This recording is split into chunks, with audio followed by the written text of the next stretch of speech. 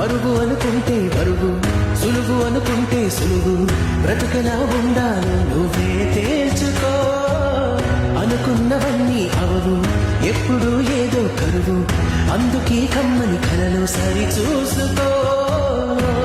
వేసవికి మామిడి పళ్ళు, వానలకు ఆహరి వేలు, చలికి మొక్కుల మొంగిళ్ళు, కష్టాలకిలా చిరునవ్వే చాలు.